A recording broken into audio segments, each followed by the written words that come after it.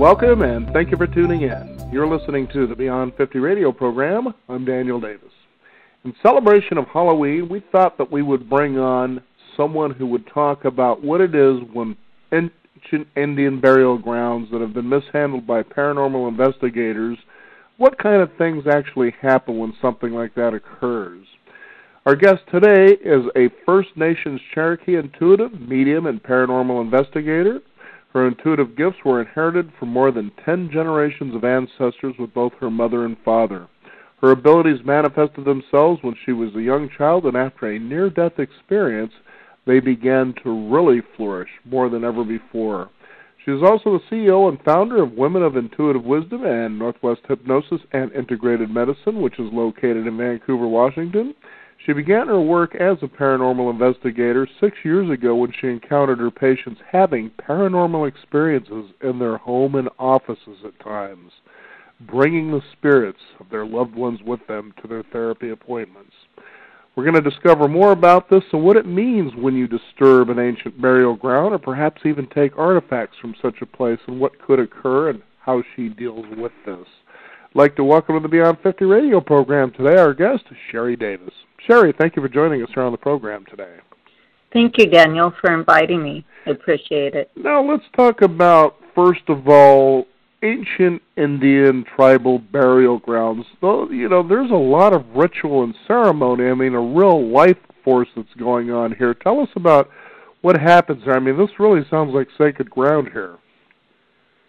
It is. Ceremony is so important to, Native culture, especially with, burial grounds and, ceremonial grounds, which we often do. It's a long 3-day tradition of the burial to, honor the soul of the person and to bring peace to their soul. So we believe in Native American culture that it takes about 3 to 5 days for the spirit to cross over into the light and to go home with our ancestors. And so therefore it takes about 3 days to do the ceremony from early morning on, from like 7 a.m. all the way to 10 p.m. or sometimes even later, dusk to dawn, as we like to say. And so the ceremonies are very important, and so are the burial grounds, because the burial grounds, as we see it in our spiritual world as Native people, we don't take things from the burial site. We don't take pictures during the ceremonies because we believe that if we take something of that person or we take pictures, it's like taking a little piece of their soul. And we do a ceremony like on the 3rd day of the burial ceremony, which is a giving ceremony to the family, gives articles or facts of things from the person who passed as an honor for, that person that they're giving these items to in appreciation for what they did for their loved one when they were alive. And so, but other than that, they really were not allowed to take pictures or take anything from the burial site because it's a belief that we are taking or stealing a piece of the soul of the person. Now, is this something that anyone can do, or is there a rite of passage, or tell us how that all works out? Well, traditionally, what I've found in my experiences, it's better to have somebody who is tribal-oriented, that is experienced in tribal traditions, because when you're not growing up in that community or within those traditions, it's not the same as if you just go out and you're staging and drumming and doing all the ceremonial things, because it's culturally ingrained. And so the energy is different. And from my experience, like I had one up in Milton, Washington that I did, and it was interesting because it was a burial site that was behind the property that the people lived on, and they had a portal that drew the energy there onto their property right behind, they were just next door. And it was a big little farm, ranch-style property.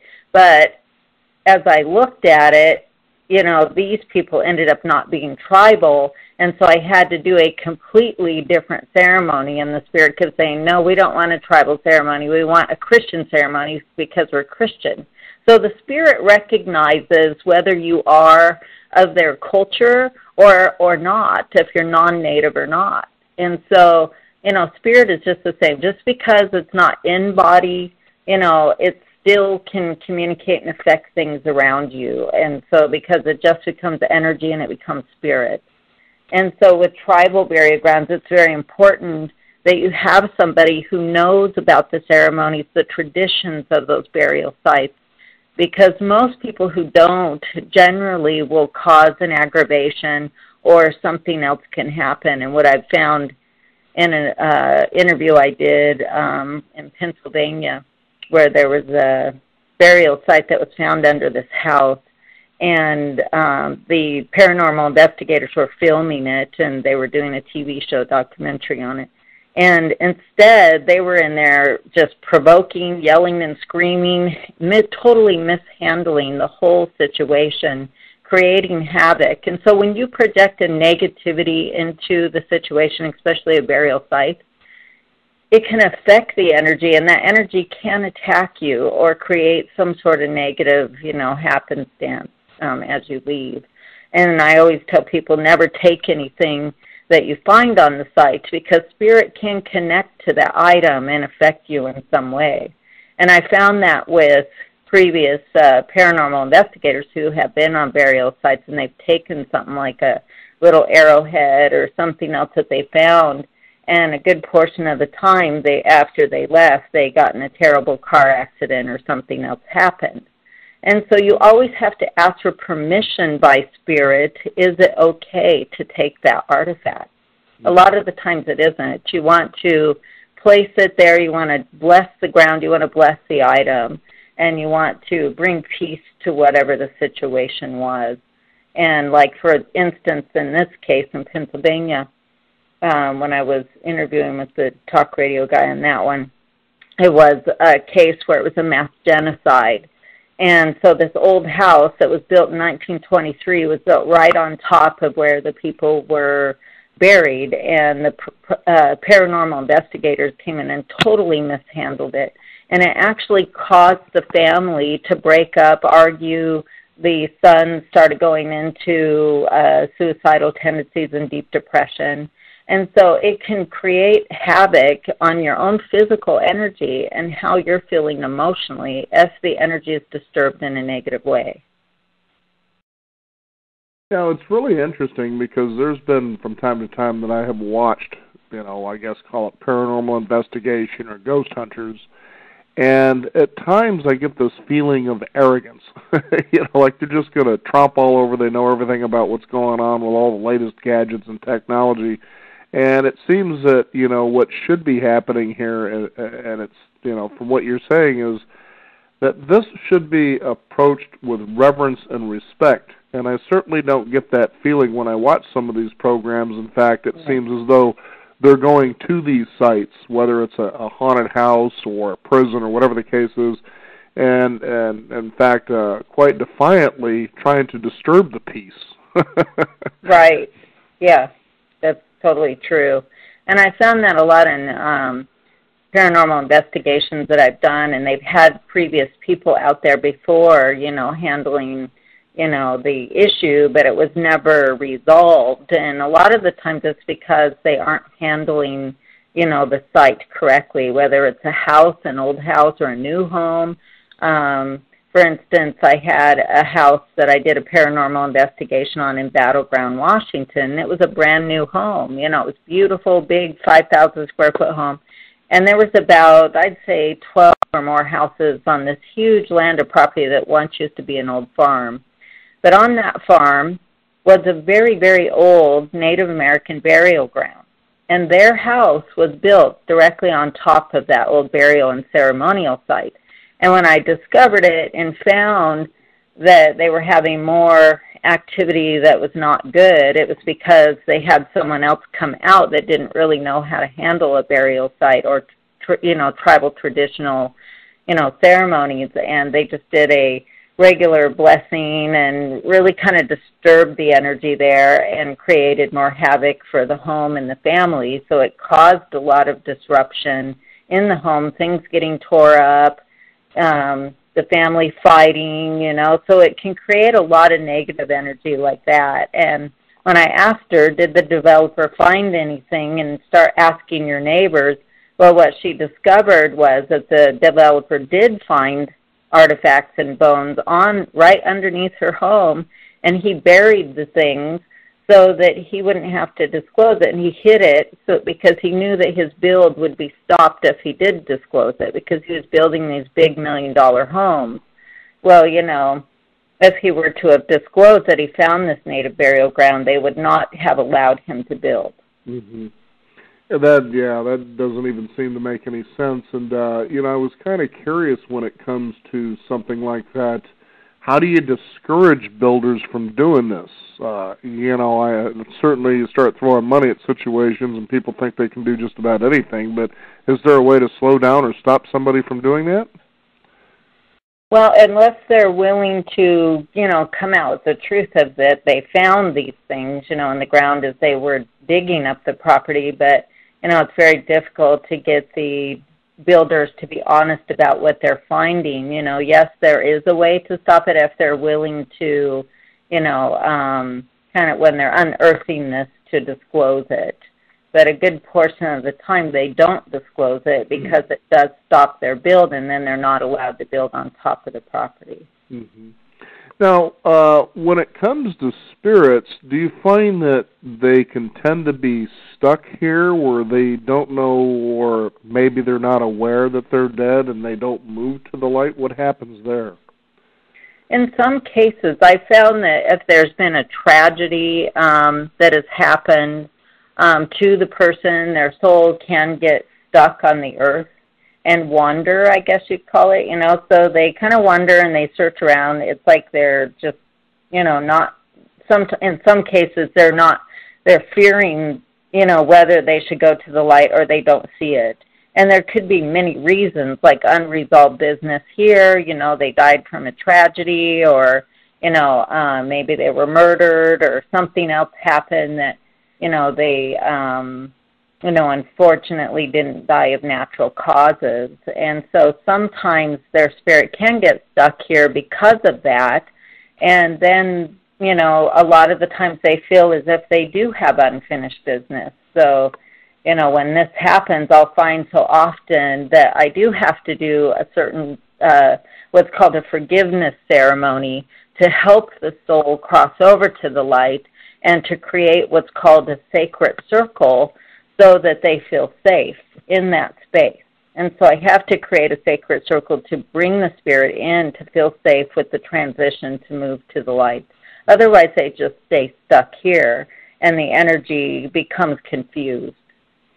Now, when you have a situation where, we won't say that, we could say something perhaps has been built on an ancient burial site, or let's call them hauntings, has any of that ever occurred as you've been a paranormal investigator?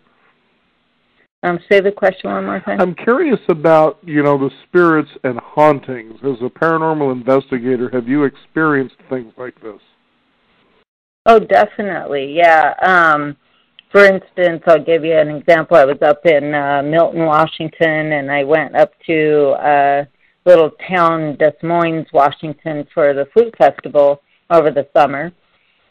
And we were staying in an old hotel that was literally sitting on top of where there was an old, it looked like from 1701 homestead there. And so it was a mother and a young daughter, and from what we could read and communicate with the spirit, we found that the mother was taken or kidnapped when she was younger, early 20s, and she was taken from her tribe in Grand Ronde. And so, and weirdly enough, ended up all the way up, past Tacoma, and then she ends up pregnant with the man's child who took her, but then later on, he stabbed him to death and burnt the homestead down on him. So the hotel happened to sit right on top of where the rubble used to be. Well, by that time, before they would even discover it, which they obviously did not discover the bones because it was too overgrown with, berry bushes and weeds and whatever. And so when they dug that and bulldozered that ground up because of everything being so overgrown. I don't think they ever found anything, but the hotel happened to be haunted. And so we just happened to stay in the room that the two spirits were in. When we came back, it locked our lock from the inside, so we couldn't get back in when we left the room and came back. Well, then we're sitting there communicating through the door to the spirit, and we could hear the latch come open, and they let us back in. And the guy comes walking down the hallway with my cousin saying, "Oh, this happens all the time. I have the tool to open the door." And he said it only happened in that room. And so I thought, well, that's kind of bizarre, and we just happened to get that room, right? So being paranormal investigators, myself and my two cousins are all mediums and intuitives, and my other cousin Connie and I do paranormal investigations together. And so we did a tribal ceremony for both the women to help them feel safe and to help them move on. And so we had an instance like that. And then I've had several other experiences like that as well when I'm out and about and doing things, or even when I'm going to a restaurant and somebody's loved one has just passed and their spirit is connected to them. A lot of the times, when the spirit is present and they're very strong around the person is grieving them, but they also are ready to hear the message from the loved one who's crossed. Mm-hmm. And generally, spirit will bug me until I get that message to them, or they'll follow me home and make me go back. Gotcha. So, I've been thinking as you were talking about that program, Ghost Whisperer. Have you watched any of those? I have, yeah. And what do you think about their approach to this whole thing there? Do you think there's more accuracy in that than, let's say, Ghost Hunters or something like that? Oh, definitely. Yeah, I would say that the way they, show how she speaks to the spirits and helps them cross over in so many ways, that's so much more accurate with mediums, who work in that paranormal way or field than what we see traditionally in the shows. The shows are just all Hollywood, it's just, sure. It's like they're there to give us the creeps, in other words, which is something we seem to be motivated to do from time to time. Yeah, exactly. They're just putting on a good show for us, But sure, they may find paranormal experiences, but I found that by provoking and creating this negative environment, yelling and screaming and, acting out, it really just provokes the spirit and brings more anger or negativity into it. And so it doesn't really resolve anything. If you ever notice with the shows, they're just provoking it, yelling and screaming, making sure that everything's dark or scary looking and all that. And they're not really, helping the spirit or to, communicate with it to figure out why it's there and what happened to it and how it can be helped to cross over. Now, is the spirit metaphysically stuck to an area like that? It can be, definitely. Okay. I find very much, in many times of my investigations that I will find that a spirit is stuck to a certain area, or, for instance, like the property in Milton, it just happened to be that it was a mother, father, and a son that were buried on the property behind them, and the neighbors were digging up and pulling out all the berry bushes and all the stuff that was up there on their property. Well, they didn't know that there was an unmarked burial site underneath all that overgrown shrub and everything. So when they dug up that ground, it disturbed it. And the property below them, the house that I went to do the paranormal investigation, it happened to be that they had a portal that was open right mid-center of their property. So in that, the energy of the portal attracts those spirits, and sometimes they can be pulled through it as well. Mm-hmm. And so I'll find that the energy of the spirit can be stuck there, because either it's fearing to go to the light or it has unresolved business. Sometimes I'll find where they're still worried about their own loved ones who are here on the earth, and they won't cross over until that issue is resolved. It's so interesting that all this, happens, and I'm kind of curious, what are some of the steps that you take when it comes to, I guess, clearing or bringing peace to the spirits to help them move on? Yeah, when I'm discovering a tribal burial site especially, I will do what's called a distant bridging or viewing and read it prior to going out to the site and interviewing the client who is having the paranormal experience. And I take down notes and things in my ledger just to, see what I'm dealing with. And then I'll read it intuitively to see what I actually need to bring with me, because there's certain things that I would bring, certain tools in my tool bag, I guess you could say. I have a huge medicine dog drum that I use to clear energy and raise the vibration back up to a higher vibration. And then I use sage and my feathers to clear things and tribal blessings to help with healing of the soul and the spirit. And so I'll do, if needed, I'll do what's called a forgiveness ceremony, an honoring ceremony. I'll do an alignment ceremony where the spirit is aligned with the light and with the Creator, and raising the vibration up and bringing healing to the spirit and to the ground that that the bones are also in, because you always want to bless the soil and the ground as well. And I'll use tobacco in some cases or sage or sweetgrass or padiarco. Those are some things that I'll bring that can help with, and native traditions that we use so often anyway in ceremonies to help with clearing and bringing peace and positive energy to the vibration of the spirit. Now, how do you use sage? Is that something that you burn, or how does that work? Yeah, I traditionally will burn it, and as the smoke starts, coming up from the sage and it's burning, I put it in a shell. And as I'm walking around the space, I usually will do what's called a 4-direction blessing. So I'm going to each 4 corners of the space, whether it's a home or outside on the property, and I'm doing what's called a evocation of protection blessing. And usually I will do a protection blessing of myself and whoever is working with me prior to starting, because sometimes you'll find that there are negative energies that can come through as well, and those energies could physically attack you or attach to you in some way. And so you always want to make sure that you do your protection blessings. That's like the very first most, important part of the whole thing. And to also bring protection and create a blessing for the space to have balance and peace within it, so that the spirit doesn't feel threatened as you're going in to investigate it and to help it move to the light. And the sage helps with that. It helps to bring clearing of the energy there. It helps to bring peace and balance. Now, it sounds like really fascinating work. What, do you, I guess, enjoy the most about that kind of work?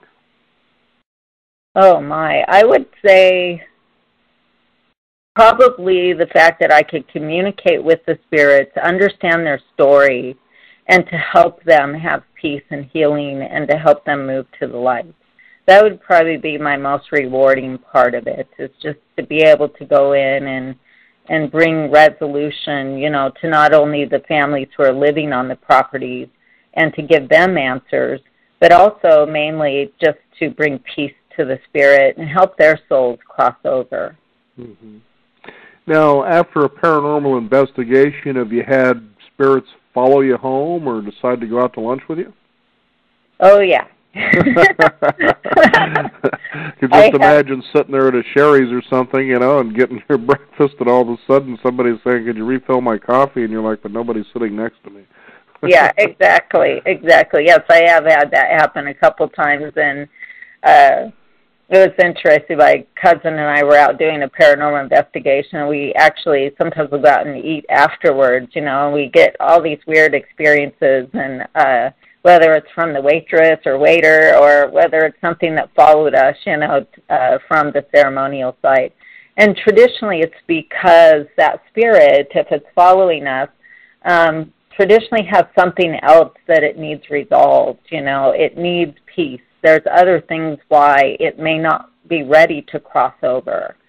And so even though the others that may be there with it do, but there's always that one possibility of one spirit that says, no, I'm not ready, so I'm going to follow you home, and I want you to listen to me. Gotcha.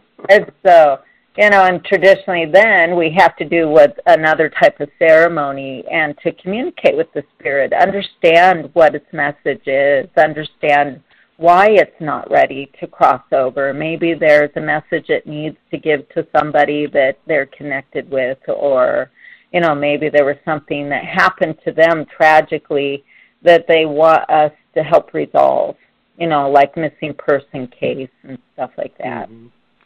Fascinating stuff. I'm kind of curious, how long does it usually take to do a tribal ceremony for paranormal investigations? Traditionally, depending on what I'm finding, it takes 1 to 2 days or 3 days. If I'm finding that it's a mass genocidal burial area, then it takes 3 days to do the ceremonies and to clear the energy and to bring peace and balance and to allow the spirits that were buried there to cross over to the lights and have that peace and forgiveness for what happened to them. And so that can take 3 different types of ceremonies. So we do the invocation of the blessing of the peace of the spirit, and then on the second day we do an honoring ceremony and a forgiveness ceremony. And then we also bring in the energy of blessings and drumming and saging and bringing tobacco to bring peace to the spirit, or some other items like healing stones. I'll use a lot of healing stones.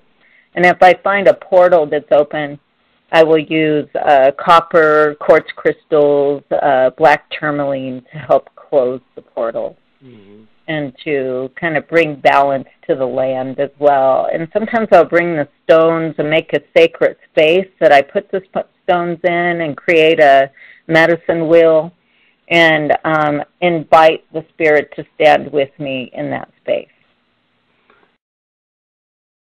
Now, with all the experience that you've had over the years with doing this, has there been anything that really creeped you out? Oh, yeah. I've had a couple of those where I wasn't a native burial site, but I did a paranormal investigation on a home here in Vancouver where a young lady was having a lot of really negative energetic experiences. And I found that there was when I went to her house, my cousin and I, Connie, went to do the investigation. And the girl had a young little 3-year-old boy who was actually an indigo child. He was very spiritual, very open and aware, and he could see the spirits. And he would tell his mom all the time, there's a demon in the corner, Mom, and she would get all freaked out and wouldn't believe him until finally she saw it one day. And so what ended up being was a very negative, almost demonic-looking energy. And usually I will come with a powerhouse of, black tourmaline and healing stones like turquoise to help protect, but also to put around the house, create a sacred circle to trap the spirit and move it out. And then I will pray and ask for my spirit animals like the raven or the crows, because raven and crows in tribal tradition are used for removing dark, negative, or demonic energy. Wow. And so when you use that energy in the spiritual concept, it's used to remove and release anything dark, black, or, negative, evil energies. And so in this case, I wish I would have filmed this one. Usually I don't film a lot of my stuff because if I come across a tribal site, in tradition, we don't believe in filming or taking pictures of things because we believe that it's stealing or taking a piece of the soul of the spirit. And so anyway, in this case, we ended up literally having, it had to be over 1,000 crows and ravens that showed up in front of the house. Wow. And all the neighbors across the way were coming out of their homes because it was so loud. Yeah, I can imagine. And they were flying in this little, figure 8, the infinity sign. It was the most incredible thing I've ever seen. I don't think I've ever had this happen in a lot of the ceremonies that I've done, but because this was so dark, and I prepared myself for it and started calling to the spirit animals like the raven and the crow to help me to remove this demonic energy.